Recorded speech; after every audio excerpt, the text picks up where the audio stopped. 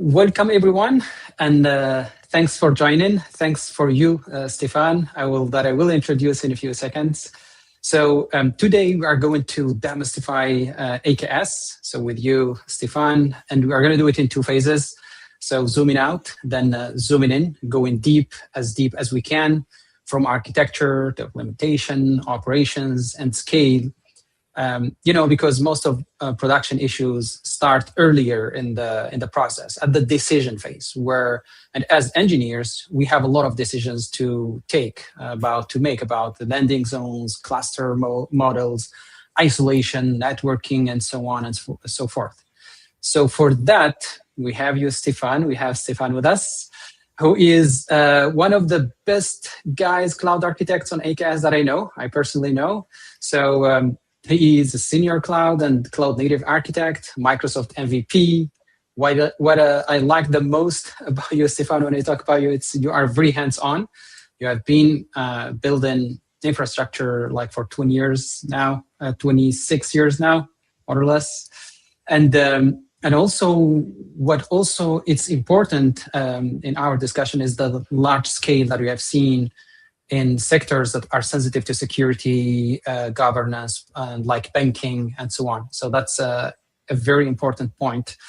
And you are also an author. You have written mainly on Azure, as far as I know. I'm sure there are a lot of things that you may complete, so I'll let you complete the intro, and then we can get started on the technical side. Yeah, thanks, Shafiq, and thanks for having me today. So yes, today, indeed, we're gonna basically zoom out first, right? So see a bit the big picture, and then zoom in a bit more inside the internals of the cluster, and so choices you need to do. And then, yeah, indeed. So just a little bit of advertising. So indeed, I just wrote a book. It was published in December 2025. So last year, a few months ago. It's called the Azure Cloud Native Architecture Map Book. And inside the book, there is a dedicated chapter on AKS. So a lot of the things that we'll present today are also covered in the book with some hands-on examples and so on. So so I propose that we get started. So I'm gonna share. I have some supporting materials, so I will share my screen and show, let's say, some of the. I'm already sharing my screen. Sorry. So let me see if I take, let's say, a browser. You should actually see at some point.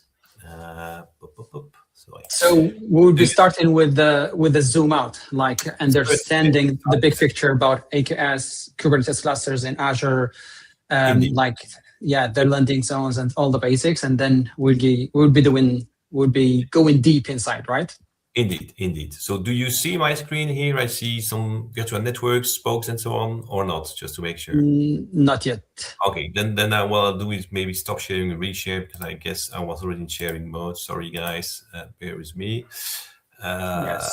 And I will try not to accidentally leave the meeting. So let me stop sharing and then come back. Okay, stop sharing, and then I reshare again. So let's try. And then let me see, this is the window. Gotta take this one.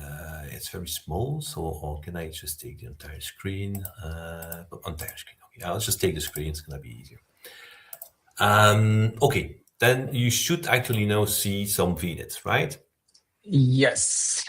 So yeah. I'm gonna do the devil's advocate today, like to really squeeze the max I can to get like the maximum insight. So as an engineer, starting with AKS, so what should I know at the basic level when I get started?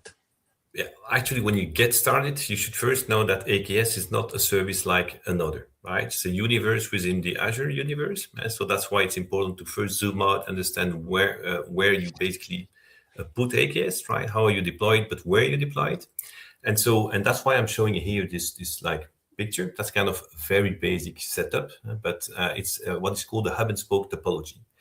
And so the hub and spoke topology is something that, let's say, is intended to basically isolate apps, right? So into virtual networks.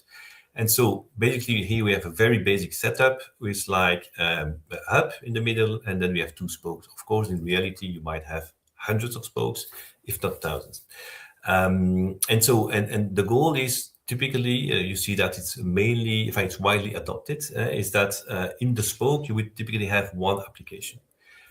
In some companies, you might have more than one application. That's already important to understand what's the DNA, what is appetite, so security in terms of segmentation, how do you segregate apps.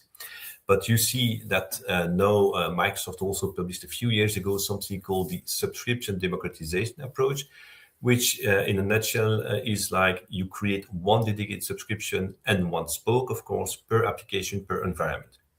And so that's the kind of maximum segregation. So there are downsides and let's say pros and cons of this approach. But typically what you see is that security teams feel very comfortable if you say one app per spoke, right? Because it means that everything that is entering the virtual network or exiting the virtual network has to go through a hub. And then that hub, of course, as you can guess, you have a next-gen firewall. So if you take the Azure native offering, that's Azure Firewall. Of course, you could have like third-party products like Palo Alto, Checkpoint, Fortinet, and so on. It doesn't matter too much, although it's often also subject to debate. But let's say the principle is that everything that's going inside and outside the network of the VNet, let's say, is going through a firewall, a next-gen firewall. And then it's also widely admitted that the intra-application traffic is only controlled with Azure native constructs like network security groups. See, that's the icon you see here. So whatever you put inside, not whatever you put inside, that's why it's important to think about this. So what that means is that east-west traffic, so if you have application to application traffic, spoke to spoke, you have the guarantee it's going through a firewall, right? Because it's technically even required, because those 2 spokes, right, are both peered using the VNet peering to the hub. But VNet peering in Azure is not transitive. So it's not because this one and this one are peered to this hub that they can talk directly to each other, right? So you need something in between, okay? Feel free to interrupt me, Shafiq, at any point in time. No, it makes sense for like I'm trying to understand from the big picture, like especially this is like in terms of landing zone, I have the hub and spoke and so on, and trying to understand how I can create a cluster that I make, especially at the enterprise setup. In an enterprise setup, there are a lot of criteria. So trying to follow your flow, and it makes sense till now. Yeah. And so, okay, say that you have this topology, hub and spoke, and that you work with the principle of one app per spoke. Then it means that if you put an AKS cluster in between, it means that typically AKS, Kubernetes in general, OpenShift, the same, is often not for a single application, right? So it's often, you create a cluster and you're going to have more than one application in the cluster. So if you do this, then it means that you already kind of break, it's a game changer. You break a bit the hub and spoke model, because here you had the guarantee that when you have up-to-up traffic, it's going through the hub and the firewall. Whereas in the cluster, then of course, it would be kind of relying on logical isolation, right? But we'll see that there are other means, but let's say natively, it's going to be logical isolation, right? So meaning network policies, service meshes, combination of both.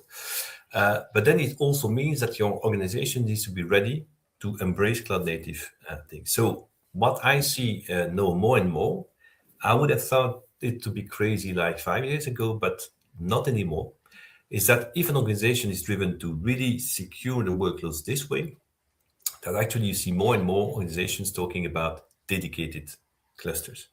So in the cloud, right, in Azure at least, we have the possibility to work with dedicated clusters, right? Creating an AKS cluster, not so much of a big deal. It's all infrastructure as code, you just deploy it and that's it. And so you might say that if you have a dedicated cluster, so a single application per cluster, you just push it into VNet, right, of that application, then somehow you are still in line with your intended use of the hub and spoke. Again, if that's taking as a principle that you want to have one app only per spoke, right? Again, so in this case, this case, when you talk about the dedicated cluster, should I understand that the dedicated cluster is in the spoke, like every spoke has its own cluster, versus the shared cluster, which means I have one in the hub, and Not in the hub. No, never. Yes. Right? So in the hub and spoke, the hub is only to, let's say, accommodate system functions like firewalls, like DNS, like, so kind of, if you would put an AKS cluster in the hub, that would not be for to host applications. It could be for IT, right? Say that you have CI/CD agents, right? Because they need to be able to deploy to the spoke. They need connectivity to every spoke, so that would make sense. But putting an application in the hub, it's an anti-pattern for the hub and spoke. You know, I have. Let me show you like the setup I usually have, and I would love your insight about like what makes sense. Stop sharing it. Oh, you're sharing. Yeah. Good. Yeah. So for example, I have this is like my simple architecture where I have my EKS cluster here, and the goal I'm building with Terraform. So I build with IAC because the goal here is really to deploy this infrastructure, not just from the high level. Indeed. And so, and here I have my cluster, and I have the hub and spoke model that you were explaining. So I have my hub here, and I have my spoke here. So the first question, as I'm building the cluster, where this cluster sits? Well, see here that AKS is in the spoke, right? So if I see the spoke on the right of the screen, then AKS is in the spoke. So that's good, not in the hub. But you have actually I see like VNet and I see AKS VNet. So, and then, but the AKS icon is in the pink block. so you see, so in any case, AKS can only be deployed to a VNet, right? So either it's like what's called the managed VNet from Microsoft, either you do bring your own VNet, right? But at the end of the day, it's in the VNet and cannot span a VNet, right? So, all right. Yeah. And in the discussion about the shared versus dedicated, so this is so when we talk about the dedicated, is clear that I have in every spoke I have a cluster. So how the shared works, for example, that's the thing. So if you want to do shared clusters, it means that you will have to consider your VNet as then broader than just the scope of one application. No matter how you rule then traffic and so on across applications, somehow you have kind of another hub and spoke within the hub and spoke. You see what I mean? From a principal standpoint, because then it's not anymore one hub per VNet, because as I said, a cluster cannot span a VNet. So in any case, today, if you have a shared cluster, you can have multiple subnets, but you cannot have more than one VNet. So somehow you will have to live with that, right? And accept that. So in this case, in my case here, I'm going to move this AKS inside the VNet to visually make it like here. Yeah. And then, and so where the logic, this is in the shared, right? And so in this case, how the older applications are hosted on the cluster itself? Is it different subnets? Yeah. So I know, but that's the thing. So you have multiple options. I can also share stuff. So by default, if you have like in AKS, you have node pools, right? So, and node pools are a set of nodes, as the name indicates. So we typically use different node pools, one dedicated for system node pool, that's kind of a best practice. And then you have at least one node pool for what is called a user node, okay?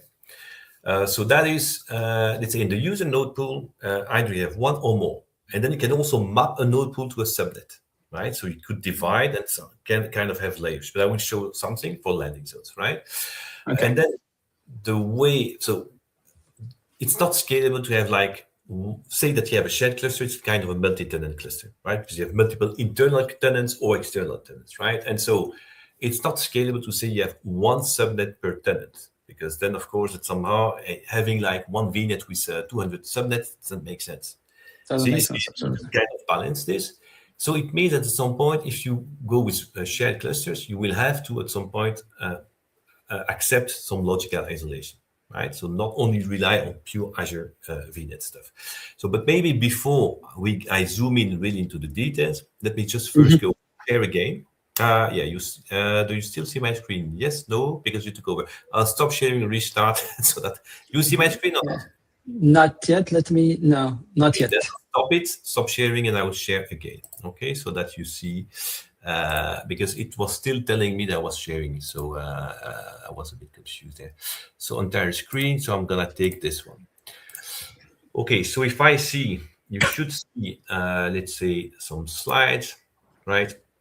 So still pros and cons of dedicated clusters. So actually you minimize if you have a dedicated cluster against then one app only per cluster and then that cluster in the spoke, then you minimize the blast radius, right? So in security-driven organizations like financial, insurance, and so on, or highly regulated pharma and so on, they might like the model because somehow they know that if something happens to the applications, could be cyber attack, could be any kind of outage, right?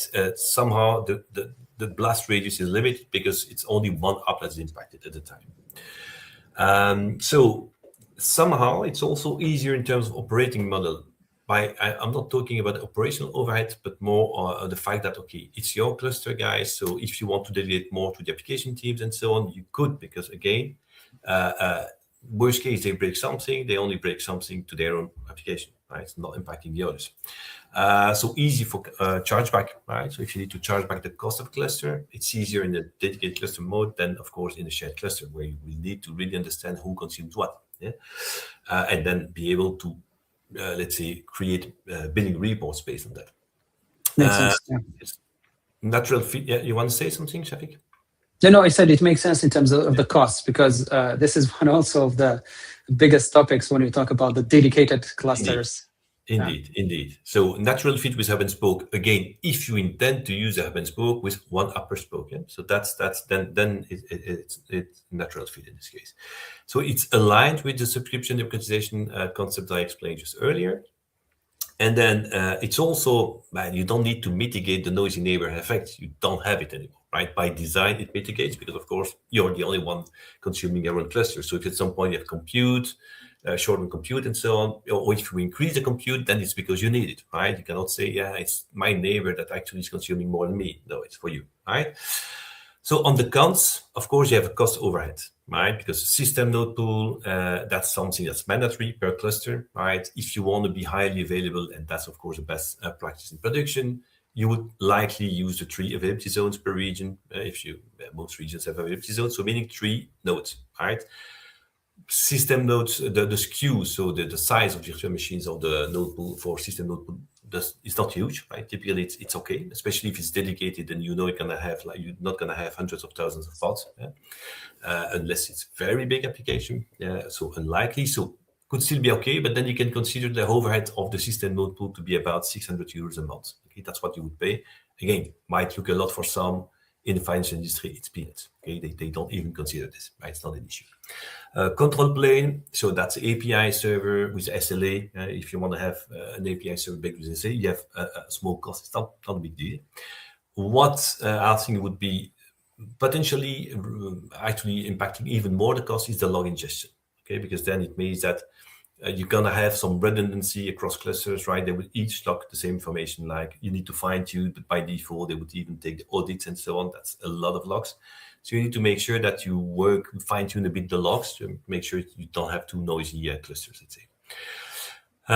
Then of course you have potential lower pod density, right? Because again, if you want to adhere to best practices, even your worker nodes, you would also, let's say, distribute them across availability zones, meaning at least 3 nodes. Right, so if it's to build for a hello world application, then 3 nodes, right? Maybe for 2-3 pods. That's then you will waste some compute, and then waste of money, and of course it's also not green, right? If you want to build sustainable systems, eco-friendly systems, yeah, that's definitely not the best usage. Then of course it's also harder to be consistent across clusters. Right, because then if you say 1 app per cluster and you have 100 hubs and you have 100 clusters, right, in production, and then of course in the other environments as well. So then you still need to align those clusters. Then there are tools like Fleet Manager to kind of have a cross-cluster view, cross-cluster policies, cross-cluster upgrades, and so on, so that you start to have still a consistency. Right? Otherwise, but still it's harder than with a shared cluster. Of course, it's also not cloud native. You might live with it, and cloud native use of Kubernetes or OpenShift is to work with shared clusters. That's why it was designed for initially, right? Mm-hmm. But some companies say, okay, I know my blast radius, my boundaries are more important than being cloud native. Okay, and then I'll switch to the next slide. So then, if you would go then for shared clusters, and I think I have a glitch in the ignore please this one. So then the shared clusters on the pro side, so let's say the left side, of course you have economies of scale. So it's of course the opposite of the dedicated cluster. So then you need to adhere to a more cloud-native approach. It's an advantage, but it's also somehow for some organizations a challenge, right? That's why I also put in the accounts, because depending on the DNA of the organization you are working with, it can be kind of a showstopper. Some are not able to adapt. That's it. And so then, of course, you have a higher resource efficiency. If you have shared clusters, you have centralized governance by default, right? Because then you have only one, if you use Gatekeeper, AKS is using Gatekeeper as the policy enforcement, right? So the OPA agent. And so you take your Azure policies, you apply that to your cluster, and then you're sure that, okay, all the workloads deployed to that cluster are, of course, following the same policies, right? So in a centralized way. And then, of course, the RBAC's role, bad access control, network policies, and so on. It's all ruled in the same way, right? Then from a governance standpoint, you have some kind of consistency by design. Of course, you also have, because that's also an important one, performance benefits, right? If you have one app per cluster, that's what the security teams like. Not everywhere, but what I can see on the field. But of course, if you have up-to-up traffic, then you have to go to a firewall. So meaning that, of course, it has a performance hit. If you have all the, let's say, apps, not all, but let's say some ecosystems within the same shared cluster, if you have up-to-up traffic and you accept logic isolation, then of course they're going to be more performant, right? Because they're in the same cluster. So the round trips from one app to another will be more performant. So for of course, if it's all in Azure, all in the same region, right, you will not have a huge performance difference. But for very low latency apps, that really need to be highly performant, then it might be better to regroup them, right? And of course, security is only one of the what I call quality attributes, right? One of the drivers. So you also need to see what are, what is your business? What does your business need, right? Is that highly performant apps? Is that high? That of course has an impact. So then, of course, the potential higher blast radius. That's for shared clusters, as I said. Okay, if you have cyber attack, lateral movements might be easier. And by the way, guys, just think we'll dive more in details just after. Always keep in mind that logical isolation, so network policy, service mesh, and so on, only apply to the container world. So if you manage to escape the container world to be on the node level, then of course you have lateral movements, right? You have ways to harden this. I will explain this, but still, so okay, and then these kind of container escape already took place in the past. So you have to keep that in mind and still try to harden it. So of course, then in this case, it's hard to calculate chargeback. Of course, makes sense. And then you need to control the noisy neighbors, right? Because you might indeed have, especially if you start sharing even node pools, right? Then you see you don't especially know who consumes what. Of course, you have the limits, resource limits, and that you declare at pod level and so on. But still, it's not that easy. Or namespace quotas. Yeah, there are ways to manage this, but yeah, it's more difficult than, of course, dedicated cluster where you have nothing of that to do. Basically, you just say, okay, it's your cluster, you need more. We scale and then you just pay for what you ask, what you have. And so, of course, this one, the shared cluster, is then not aligned with subscription democratization, where you apply this for one app per subscription per spoke, right? So that's a bit the pros and cons of, let's say, shared versus dedicated. Shafiq, before I dive into the landing zones, any question, remark, observation? No, it makes sense. So maybe it's better though. Now we go a little bit in details in terms of we peel the onion. This is the first layer, the overview. We understand the big picture, and now if we go a little bit deeper, because I always keep in a part of my head the implementation. Like, what's the takeaway that I really implement in my life, in my current job, to create a cluster in the best way possible. So now if we zoom a little bit in to understand maybe the networking, I don't know if this is like the first thing that we need to start with. I think it's good. Because indeed you have when you deploy AKS, you need to choose the CNI, right? So historically, you could use kubenet. That's deprecated now. So I suppose that none of you still has kubenet clusters. So let's say we can forget about this one. And then we have Azure CNI. We have CNI overlay. And then we have Azure CNI and CNI overlay powered by Cilium. And then we have bring your own CNI. So before you choose something, you need to consider two aspects. One is supportability, right? So if you take bring your own CNI, great, but then you will not be supported by Microsoft. So then you need to make sure, if support is important for your company, you need to make sure that you have the support contract with the provider, right? Stefan, I have maybe a naive question, or newbie question. What's the difference between Kubernetes networking and Azure networking? And is there any overlap? Are they different? Are they complementary? Help me understand this layer. No, yeah, indeed. So you know that in the CNI, it's container network interface, right? So any provider can just bring, providing you comply to the container network interface, can bring its own CNI, right? So what you have in Azure CNI, so let's spark Cilium. Azure CNI, so alone, means that the pods of the cluster will have real IPs from Azure, right? So a bit like when you have VMs, right? So if you have like 10 pods running on the node, the 10 pods will have an IP that is known by Azure. So meaning if you apply routing, what's called UDR, so user-defined routes, or whatever, NSG policy, security rules, and so on, Azure will be aware of those pod IPs, right? So that's this is Azure part, managed by Azure completely. Yeah, managed by Azure, because, yeah, indeed, completely managed by Azure. It's actually, the cluster is fully part of the Azure network.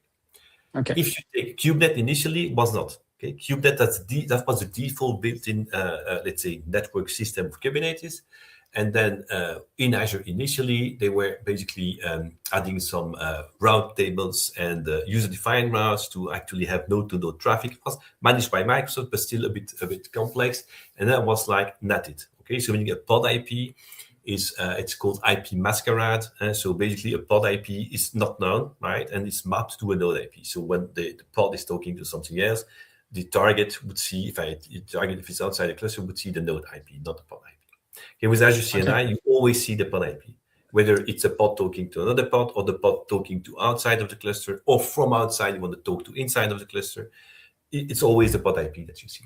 And then with CNI overlay, it's an overlay network, so meaning, again, IP, so concretely the pod siders are not known by Azure. Okay, so that's really important, because depending on how you plan to rule your cluster, the CNI provider really is key. There are other considerations. Azure CNI also allows you to work with virtual nodes. That's the only, let's say, option that offers this. So virtual nodes, virtual kubelets, basically. So that translates into ACIs in Azure Container Instances. So when you have kind of bring a serverless flavor to your cluster, then you use this. There are some limitations into the CNI, into the usage of ACIs, but at least it brings a lot of compute power to your, let's say, cluster, and that is kind of serverless, only used when you need it. Okay. So this is why troubleshooting the networking, it's sometimes a headache, like to filter which is which first. Yeah. Not sometimes, it's always a headache. Yeah. So, no. Honestly, that's one of the hardest part. So even in Azure, by the way. But if you add Kubernetes on top, then indeed, network is not a trivial thing. And still, CNI, you have this, but then there is one big game changer if you choose CNI, is that it's also one IP per pod. So network teams typically don't like it too much, because it means that they need to give you a lot of IPs. Okay, so you see, then the size of your spoke will be bigger, right? Because if you really intend to have like thousands of pods in a cluster, it means that they need to free up thousands of IPs. That's the advantage of a CNI overlay, and that was also with kubenet, is that since the pod IPs are not real IPs from Azure, then you can have a very small VNet, right, and host a lot of pods. Because in the end, so that's of course often, especially in the IPv4, so some large organizations, they tend to be more and more reluctant to give you broad ranges. Okay, so that's one battle that I see almost everywhere. Okay, so they want to spare IPs and so on. So Azure CNI is not well seen from that perspective. But again, so the only way to have real IPs and use Azure, let's say, rule a Kubernetes cluster almost like you rule Azure is CNI. Any other option means that you need to really more rely on logical isolation, which was what Kubernetes was built for initially. And now I bring another like a layer of complexity maybe. This is at the networking layer. So, and how my application will use this networking either to talk to another application within the same cluster or outside the cluster, or talk to the outside world in ingress and egress way. That I can share some bits. So by default, and I will now zoom in the but before I zoom in, so by default, if you deploy an AKS cluster, if you really take the vanilla stuff, it's actually not the most secure, because actually it means that you have a load balancer, right? That is public, internet facing. In the enterprise world, never do that, right? I mean, you should not do that. But then it's used, it can be used for ingress, but also for egress. So if you have an outbound, let's say something going to internet, then it would use that load balancer. But for the applications, kind of seamless, invisible, right? Because the application will just work with FQDNs, fully qualified domain name. So, okay, then you say, okay, I want to talk to google.be or google.com. Yeah, fine. We have a public IP back. And then you have internet, let's say, traffic available out of the box. So, but in the corporate, in the enterprise grade solution, you would not do that, right? So what you do is typically the minimum in a dedicated cluster mode, you might say, okay, you just route it to a firewall, right? That will then potentially even inspect the traffic, right? Before it goes out for DLP, so data leak prevention. Or you just say, okay, you not go independently of the TLS, right? But you never say, okay, the cluster can just speak freely to the internet, right? That's not really a good practice. And of course, even less for inbound, right? So let me share now, let's say, what type of landing zones you could have. Okay, so share screen. And so let's take this one. I think that's the right one. Wait, you should see Visio. I didn't take the right one. So do you see my Visio here? Yes, this one. Good. Okay, I will zoom in a bit. So you see a tab called infrastructure, right? So I will, let's say, before we zoom into more details, I still show a bit here the big blocks, right? So say that I have like my cluster here. So in an AKS spoke, right? So, and here I'm more in the shared cluster mode. Okay, so not dedicated, although the principle of ingress and so on could remain the same. But here, as of now, I'm only talking about the shared clusters. Okay, so what you would have to do is that your cluster, as I said, cannot span VNet. So anyway, you will have to deploy your cluster in a VNet. And so it's a good practice to isolate still the ingress into an ingress node pool. Egress, I will talk about this later, but it's potentially a good option as well. And then you have the user node pool where you really have the application, so application pods that will run. So these ones, you can consider that kind of a system, right? Something where you will enforce the scheduler to make sure that it does not schedule any application pod into this one, nor into this one, right? These ones are like landing zone kind of node pools. And you also then map your node pools to subnet. You can do that. So I will, of course, not go through all the YAML and so on, or hand charts that you will have to go. But trust me, you can do that. And then, of course, you have the system node pool, as I explained before, which is, of course, restricted to system nodes only, right? So all kube system and so on. And so from an ingress standpoint, if you take, okay, traffic comes from internet, right? But it depends as well, of course, if you are multi-region, single region. So typically, if you're multi-region, you will need something like front door or let's say Cloudflare, right? And if you want to be robust, because you might have heard about a front door outage kind of a while ago. And so you can even also include Traffic Manager to the mix to actually have front door or rely on something else in case of front door has an issue, right? Front door is a global service. And so, but even if you don't have a regional issue, you might have a service level issue. And then if it's a global service, too bad, then you have a problem, right? So if you really want to go extremely resilient, you can go to these kind of things, but that becomes a bit, of course, more complex and more costly. That's something from the online doc. Okay, so say that whatever you take. So let's take the easy scenario, single region. All right, then it's internet coming to your application gateway in this case, and you of course enforce WAF policies, so web application firewalls. That's the bare minimum you have to do. So whether you use APIs or not, you might use API management.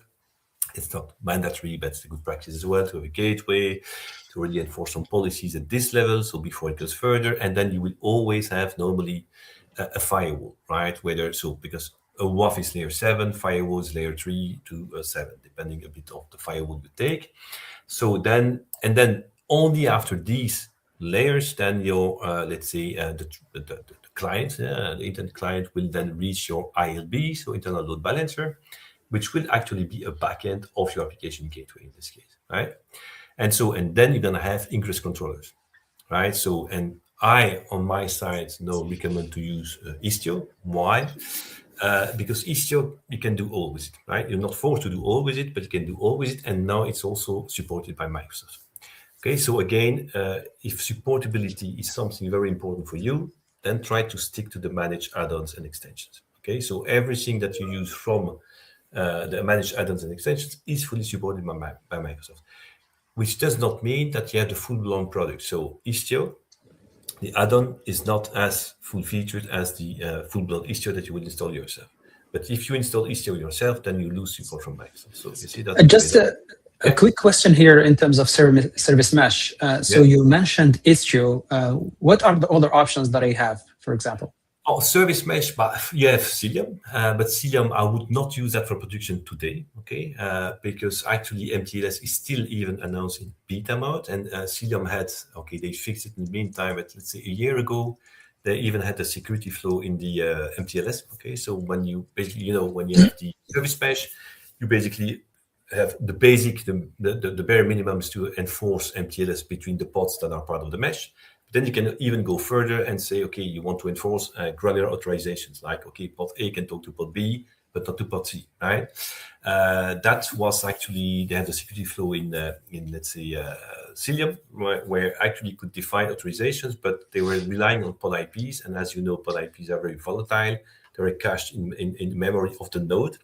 And so the way also our eBPF works, and basically somehow some IPs were reallocated to other pods, and then the permissions were also assigned to the new pods, but that was not intended, right? So there was a real flow, and that was published also how to, let's say, exploit this vulnerability. So now they fixed it, but still the MTLS is considered like beta right now. So I would not use that for service mesh. Yeah? For network policies and so on, it's different, but for service mesh, I think Istio, it's the most complex, but you're not forced to use all, right? So if you just say you use it for MTLS, for ingress, egress, that starts to increase in complexity. I will explain where it makes sense. Okay. So ingress at least and MTLS, the ingress controls of Istio are not that hard. It's very stable, okay? So I would say, and it's one of the add-ons, right? Other options that you had, of course, that you have is like for ingress at least, of course, it's like traffic. It's depending a bit. It was more microservices kind of designed for Nginx, of course, historically. So you also have now to think about everything that is compatible with the gateway API, because as you might know, Kubernetes stopped let's say it's deprecated now the ingress API of Kubernetes. So you need to make sure that your ingress controllers, even if you keep calling them ingress controllers, it's still ingress traffic anyway, are compatible with the gateway API of Kubernetes. So Istio is also, you see, so you have a lot of advantages of using Istio, and if you only use it for ingress and MTLS, good enough. Honestly, complexity is not that big there. Okay. And then, that's the landing zone, right? So you would have like your application 1, application 2, application 3, then I'll dive even more into details. And then egress is only, so say that I'm using CNI overlay, right? If I'm using CNI overlay, as I told you, a pod here that would run in application 2, for instance, would basically, when it's calling something outside the cluster, you would not see the pod IP because it's an overlay. So you would see a node IP. If you regroup all the nodes into a user node pool, then of course that's going to be an IP of one of the VMs there. But you don't know if it's a VM for application A or 2 or 3, meaning that what is outside the cluster doesn't know which application is called. So either you say, you rule completely that from within Kubernetes itself, and then you say only the ingress node pool is allowed to go outside, and you make sure that you by design, lock down, egress policies and so on. So make sure that you need to explicitly allow this. We'll come to that a bit later.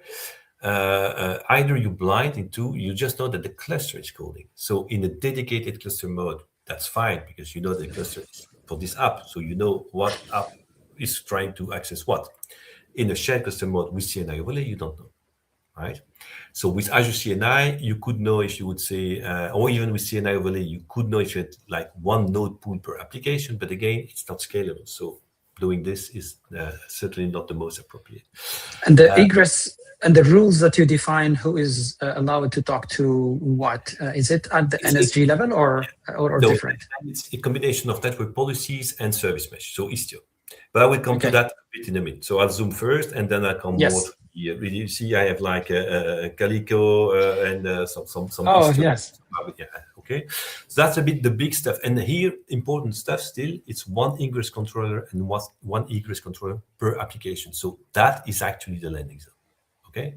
And so you make sure that they are, co-located in the same cluster, but they have their own dedicated components. The advantage of this is that you can, again, delegate more to application teams without interference. So interference, I mean, if you have one ingress controllers and two applications deploying conflicting rules on the same, you might have an impact. If they each have their own ingress controller and egress controller, they are kind of in their own stack, so they cannot interfere with each other. Yes, you waste a bit of compute, right? Because of course, all these needs to run, you need compute for this. But then again, it's a question of how far you want to go into your landing zone, how far you want to share, and what kind of the cost friction or cost, additional cost you are willing to accept or not. And in any case, whatever you do, and that's, I would say, for dedicated clusters as well, as I said, typically you route external traffic to a firewall, right?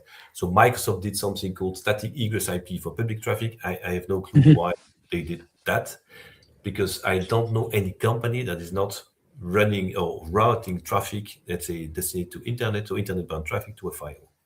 So, but okay, so anyway, they did it. So if you have like the public IPs, so you can, so with static egress IPs, you can define, let's say, one IP per, so to say, okay, traffic should actually go to that IP, right, or pool of IPs before it goes to internet. But again, typically you have a firewall somewhere, or even sometimes more like Netscope and so on, which is even harder. But okay, that's not so common. So now if I zoom in a bit in the landing zones themselves, okay, so I try to zoom in a bit. So that, of course, this is, so I parked the WAF part and so on. So here's the load balancer. Then you see here for a landing zone that you see here, application one landing zone, application one landing zone, application namespaces. Then you would have like the ingress part, the namespace of the application itself, could be one or more, right? And then you have the egress, right? And so for each of this, you would basically say, okay, you specify an IP. So you say, okay, I want to have my own IP for my ingress controller on my load balancer. It's the same load balancer, and that you cannot change. But at least you can say, okay, this landing zone, the entry point is this IP, right? And so when from outside, then you know that, okay, this is going to be this IP. Here, of course, you're going to replicate this. You have also, if you want to control and stay in a certain line, you will have to define an external traffic policy to local. Okay, so you should know that by default, ingress controllers come with external traffic policy to cluster, which means that, and I wrote plenty of articles on it. If you Google my name AKS, you will find plenty of stuff with really low-level details. But the cluster policy is actually, it means when you have the cluster, let's say, setting, it means that every node of the cluster can play a role in the ingress traffic. Okay, so even if there is no ingress controller running on that node, it can still play a role in the ingress traffic. So if you say, no, I want to control the entry point, right? I want to make sure that when the ingress controller of this application is like gold for something, then I want to make sure that it's only this node, let's say, that has this ingress controller running that can tackle the ingress traffic. So, and then of course that's, you have to do this. And then the other benefit I would say of doing this is that it's also then you still see the caller IP. If you use a cluster, it's doing a static, so it hides the source IP, so you don't know who is the caller anymore. Okay. And then something to say? Shafiq? No, I'm following. It's super interesting to go and then here this deep. Namespace where you would have one or more, and so typically then of course what you try to do is to say, okay, of course you enforce MTLS again. That could be Istio.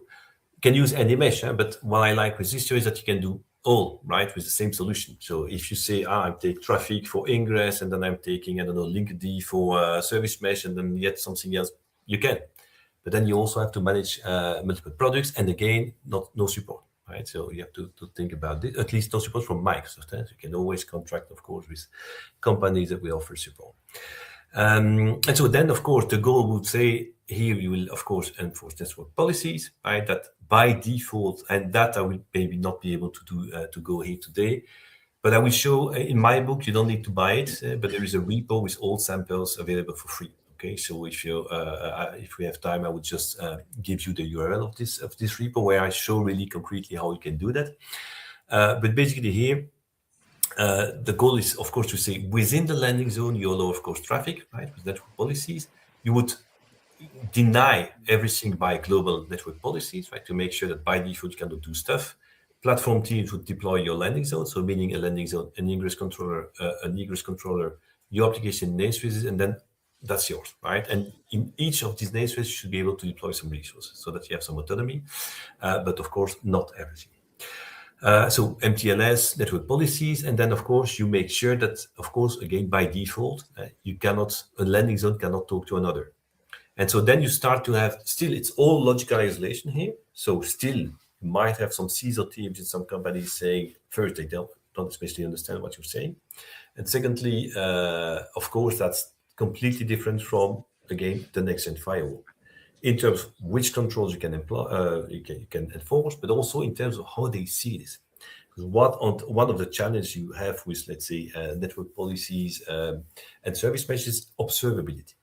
And there are tools. So if you take, for instance, Cilium for network policies, then you have Hubble. For Istio, you have plenty of dashboards and so on. But still, it's not integrated with the tools they typically use, right? If you take, for instance, Palo Alto, it has something called Panorama, and that's kind of the Bible for security mistakes. Just look at that, right? Or they do like AlgoSec, right? And say, okay, give me all your flows, boom, AlgoSec export, you have all at once. This escapes a bit this, right? So that's a bit more, that's one of the challenges you see in some companies. That's where sometimes you have some resistance.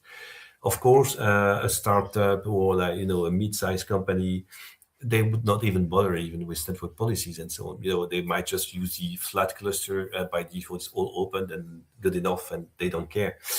It really depends on the company you work for. And then, so if we go a bit further down the line, then the egress, node pool, then it's only from this node pool and subnet then that you would accept traffic, let's say, destinations, whether it's like for private destinations, like, PaaS services with private endpoints. Then you could say in the NSG level, you basically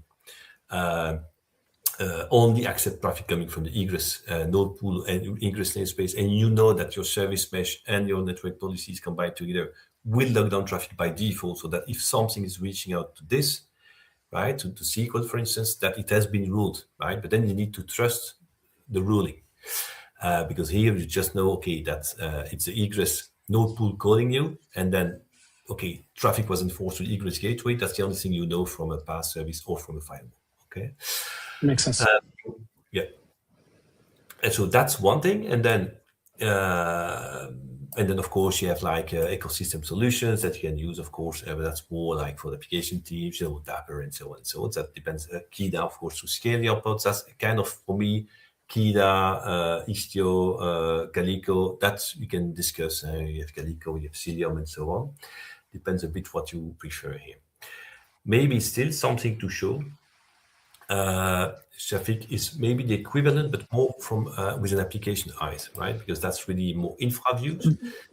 But that's something that I propose for one customer, more with, okay, same principle of landing zones, but then you see a little bit, okay, how you could organize your applications within the shared cluster. And that is, for instance, using that customer is like following the principles of API-led connectivity. So for those who don't know, API connectivities, like you have different types of APIs, right? In the nutshell, experience APIs are behind. In fact, you have first a BFF, backend from front end, and then you would have your single page apps or whatever front ends in the front talking to your BFF. And then the backend for front end is actually doing some calls to other type of APIs. And typically what is directly serving the needs of a front end is called an experience API. That's in part from MuleSoft. So API connectivity is a concept created by MuleSoft. But even organizations not using MuleSoft are actually some adhere to these principles. Then you have like process APIs, where you have like a kind of aggregation, handling more complex tasks. Let's say that we not do that directly in an experience API. And then, of course, all the communication between those, most is actually doing it with queues, so that you can send comments to queues, and then process API can just dequeue stuff, process that, queue back to say it's done. And then you have like the system API, so this kind of a proxy in front of your data source, typically, right? So if you go to a database, you would have a system API in front end. And so here, then of course you can also have like direct calls, although typically asynchronous communication is the most efficient, let's say, most scalable approach. But if you have direct calls like this, then you would also, of course, enforce MTLS here. And a quick question, Stefan, about this. When I see the network policies authorization, so where these are defined, at which level? So you have two levels. So network policies, if you at least work with Calico, for instance, then you have global network policies, so applying to the cluster. Of course, from this, you can exclude some namespace. So that's best practice. And that's in the repo I explained, so I will show the repo after. Global network policies are cluster-wide, right? But you can exclude some namespace. So you would exclude, for instance, kube system, to make sure that cluster keeps working. Because if you say global network policies, egress, ingress, nothing, then the cluster stops working, right? Yeah. So that's the best way to break completely. So you have to pay attention to this. And then so by default in the global network policies, you will also then lock down everything except for some namespaces, which means that by default, again, this will also not be permitted, right? Cross-landing zone traffic. And then if you want to open up, then you will define network namespace scope network policies to actually rule out you have two levels. Either you do that in the namespace of the landing zone itself. Either you also can do some stuff at the level of the global, right? Because the global has a global view, so you can exclude or only include some namespaces, so you can play with this. And when I say namespace, labels, right? You can play on labels and put rules that are, let's say, that are applied based on the labels that are used by the namespace and so on. So here, you don't see it here, but basically what I do for the landing zone is that I label each namespace of my landing zone with a specific label, like LZ1, LZ2, LZ3. So then you say, okay, whenever, and that's what I say to CISO teams, if you see rules, as long as you always see like equals LZ1 or something like that, then you know that it remains within the app. If you see at some point it's going to LZ2, then okay, you might ask questions. Okay, why do you need this kind of talk to another let's say app? So two levels, and then service mesh, it's exactly the same. So if you see Istio, you have the Istio system namespace, right, where you can enforce the global stuff, and then you have also a namespace scoped resource. So that's to apply only a namespace that then only apply locally. So I can maybe show a bit. So because I only have 5 minutes left. So if I will not then go to the Dapper versus service mesh. We don't have time, but okay. No, that's fine. I think we can. We can maybe take 10-15 minutes more. That's also something I keep hearing. All the times people completely confused. So I suppose you know Dapper, right? At least Dapper is a very well-known product, really good. So biggest difference between Dapper and service mesh is one, Dapper infuses the application code, right? So it's in the code. The service mesh is completely, the application is agnostic of the mesh. It doesn't know it's injected by a mesh. So you see, that's already a big difference. And then if you see here, that's like with Istio, but that applies with any service mesh. Here it's still with not the ambient mesh. It's still the sidecar-based mesh with Istio proxy here. And so here, if you inject an application with Istio, there is no way to bypass the Istio proxy. Why? Because Istio implements what is called the ambassador pattern. And so you cannot say pod will try to talk directly to application container. It's not possible, right? So it's like really filtered by Istio, no way to bypass. Of course, then you can say you ignore this or a lower block that you have, but then still governed by Istio. Which also means that if you have done MTLS, that a pod can only talk to another pod if it's authorized to do so. With Dapper, Dapper also supports MTLS, but with Dapper you can do this.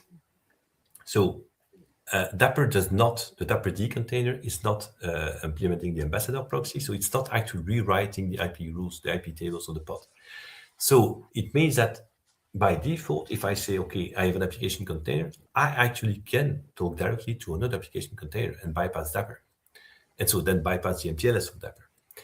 Because that's not the intention of Dapper. So Dapper, the service discovery, right, the invoke API, okay, will of course go Dapper D to Dapper D if you use the invoke endpoint. It's not like if you don't use it, then Dapper doesn't care. Dapper is even not involved, right? So then the only way to lock it down is, but then you have to pay attention, is to really lock it down to 127.0.0.1, right? So which corresponds to localhost. But if you put localhost in your application settings, localhost in the Kubernetes world translates to 0.0.0.0, meaning any network interface.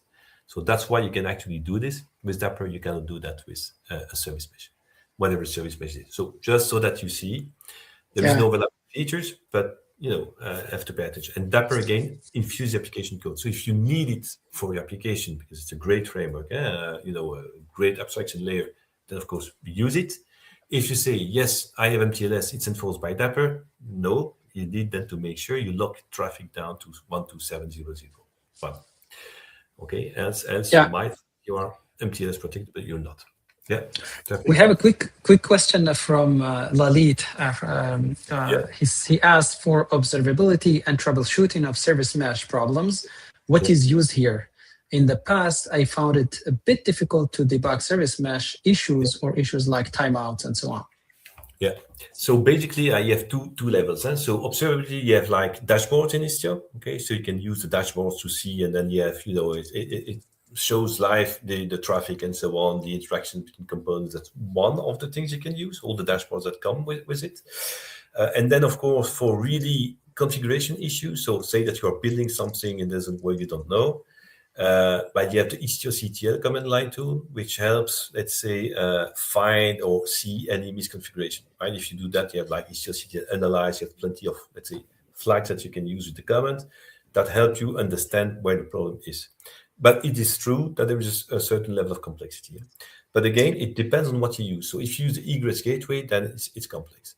If you just stick to ingress, let's say, and MTLS, and even basic MTLS, no like advanced authorizations and so on, honestly, then it's not that complex. You have to deal with, like I can show you, you can just deal with this, right? A few resources like the virtual service, the gateway, and destination.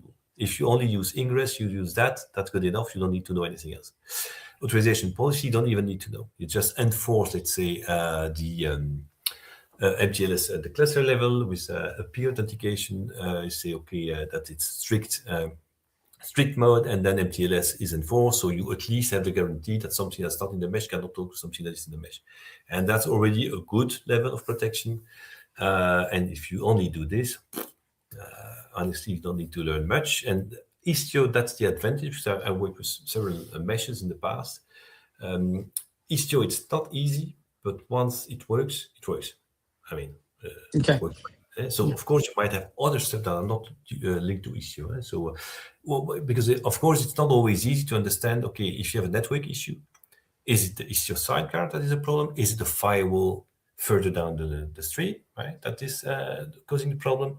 That is indeed not easy. And I must admit that the Istio error messages are a bit cryptic. So if you look at the Istio logs, indeed, it's not the most verbose logs or the most. So, but of course you get used to it at some point. But I think what helps to troubleshoot is to, again, understand a bit the bigger picture. Because typically, again, if you have Istio inside of a cluster, you also have probably WAFs in front, firewalls in front, and maybe, and for sure, when you talk to outside of the cluster. So sometimes you might have issues, but are not actually because of Istio, just because something else further down the line, the data path is basically blocking traffic, right? And one of the points that I had as well, and we discussed it last time, since we are talking about like the network in isolation and so on. So what's the difference between namespace isolation versus node pool isolation? Because namespace is fully then logical isolation, right? So then you will use Istio, Calico, and so on. But as I said, it's only container level. If you have node pool isolation, I actually did not want to do this. So if you have node pool isolation, then you can, let's take again the infra view. Then you can, of course, map node pools to a subnet. And again, you then have to influence the scheduler to say, okay, use state tolerations to make sure that regular application pods are, let's say, not scheduled against the kind of system node pools. So of course, not the system node pool itself, nor ingress nor egress, right? But then you can also enforce like network security groups, right? Because if you map a node pool to, let's say, a subnet, then of course, all the IPs of the node pool of a given subnet will all, of course, have an IP from that subnet, right? So then you can say, for instance, here, I'm just saying, from the user node pool, I only, let's say, allow, you see even here, because I put the rules, in the ingress node pool, I only allow traffic to the Kubernetes system ports, that's required, otherwise you break Kubernetes, and the WAF, and that's it. And potentially other internal clients if you want them to bypass the WAF if they're already inside. But so that will work fine with Azure, right? If you put everything into the same subnet, then you're going to have a single NSG. Okay, fine. You could still put rules, but then it's going to be harder to, to have a more manageable stuff. So as I told you, if you escape the container word, then you are on the node. And so NSG, so if you say, I didn't put it here, but basically if you do this rule in every NSG of every subnet, already if you escape the container world, then the only ports that are still available are the Kubernetes ones. So they would also need then to have some vulnerabilities at Kubernetes level to be able to still have lateral movements across node pools, you see? So that's why having those 3 layers is one way. Now, if you would really say, for instance, and that's possible, I have documented all of that online in the GitHub repo. If, let's say, you would want to say, no, I want to rule everything to an action firewall, because some companies don't want to do that. So then you would indeed either chunk into multiple subnets, but that's not the most scalable approach. But if you have like only a few tenants, that would still be okay. But then you cannot use CNI overlay. You would have to use Azure CNI. And then you can say from subnet to subnet, you route everything to a firewall, and that works fine. Right? Either, and that's something that, of course, we don't have, we cannot tackle here. No, you have also solutions that are, like Palo Alto, for instance. They have the CN series, which actually are firewalls inside the clusters, right? So they hook to the CNI. And so they can also, then you can then put rules based on labels and so on. So then, of course, if you do this, you have like a next-gen firewall inside of your cluster. But of course, you have to balance costs. But that's, let's say, of course, pure security teams, they would love this one, of course, more than anything else. But again, it depends on what is the DNA of your, customer or organization. So, because that was my next question is about the cost implications, because all right, so we have a lot of options from using native Azure services to using maybe open source tools and make it our way to use vendors like firewalls, Palo Alto, Checkpoint, Ping, and so on. So what are the cost implications like in the whole architecture? Cost, I would say here, if you segregate already some node pools into subnets like here, but then you have cost of extra nodes, right? Because here, an ingress node pool means at least 3 nodes, right? Again, if you consider the high availability, then 3 zones at least. Same for egress. This is at the cluster level, like the pure compute level. Okay. So there you already have like 3 nodes, 6 nodes. Then that depends on the, let's say, number of apps you want to onboard, and then a minimum 3, of course. Again for availability, and then so you already have 9 nodes, and then you have the system node pool to 12 nodes. You see, so you start with a shared cluster of 12 nodes. If you say no, I don't care, I don't need to isolate. Okay, then you put you can even have one ingress controller for the whole stuff. To see, then of course it will consume less, and then replicas to still make it scale.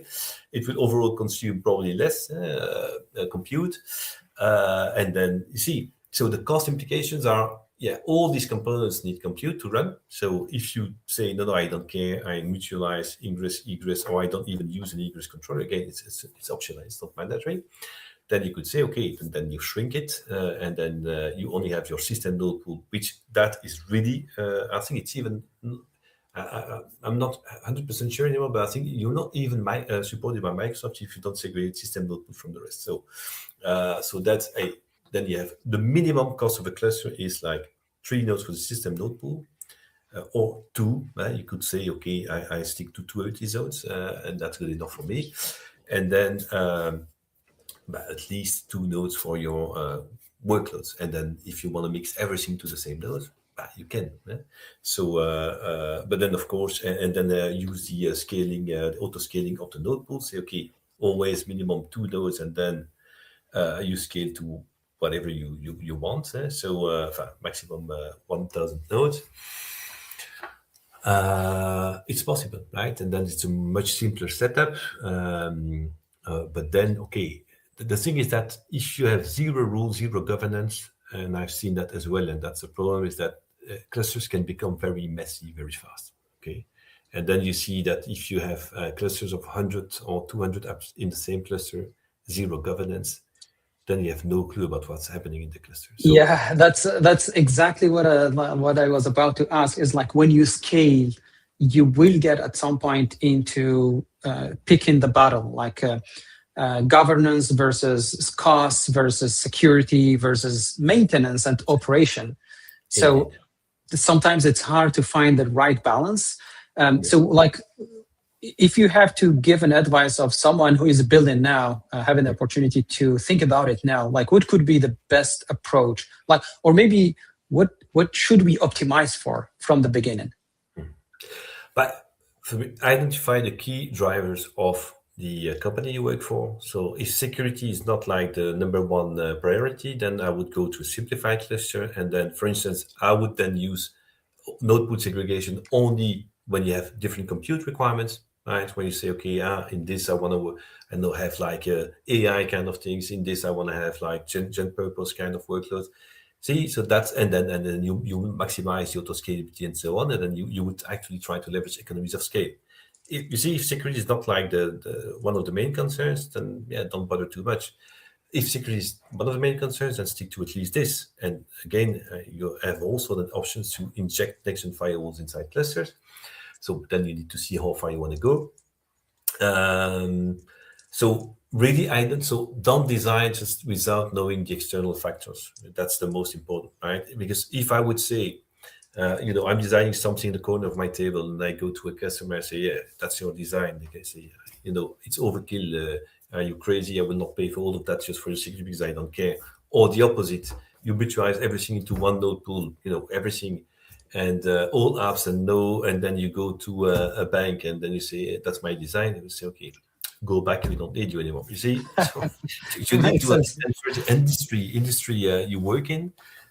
See what is their appetite, and then what are the drivers, and then of course the hardest piece is, okay, if at some point you need to have both security and high performance and so on, then you have a trade-off, and then if you identify the trade-off, you need to document this design and then make sure the customer understands the decision they make. At least that's how I see my job.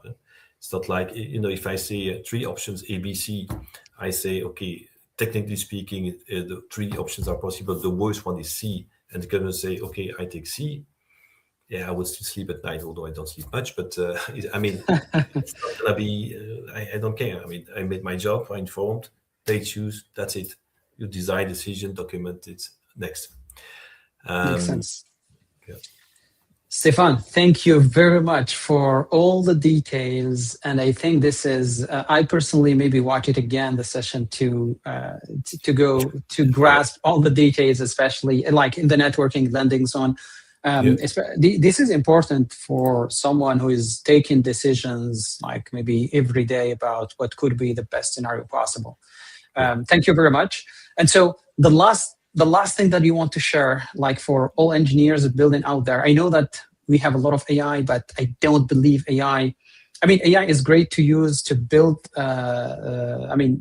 To build maybe greenfield, but the knowledge at the personal individual level, for me at least, it's I believe it's not replaceable yet. Like to have all these criteria and scenario. So what could be like the last advice for engineers out there that are starting on AKS? But maybe they can already go to my GitHub repo. So and see Absolutely. what's in there. Share the link. Yeah. So if you just type GitHub Stefan Eskens, right? You have my name, GitHub, and then you will find my repos. And then I have one repo called AKS, Azure in AKS, Azure in Kubernetes architecture.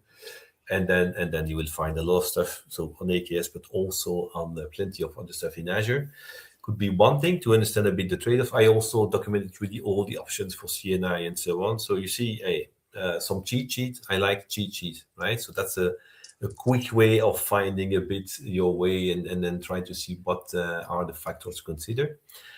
And then, of course, AI is great, but I think there are still some level of complexities that are not fully covered. So in any case, you should remain the driving seat, at least so far. Exactly. Might change in 5 years' time, but I would say so far I would not rely too much on AI. So you still need to understand a bit what comes out of it.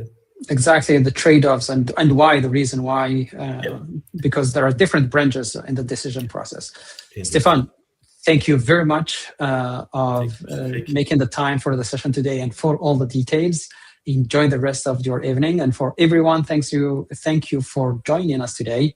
And this is part of the engineered sessions that we started by inviting experts going deep into a specific topic. And the next one will be in 2 weeks from now. So stay tuned and goodbye, everyone. Stefan, good evening. Thank you. Goodbye. Thank you. Goodbye.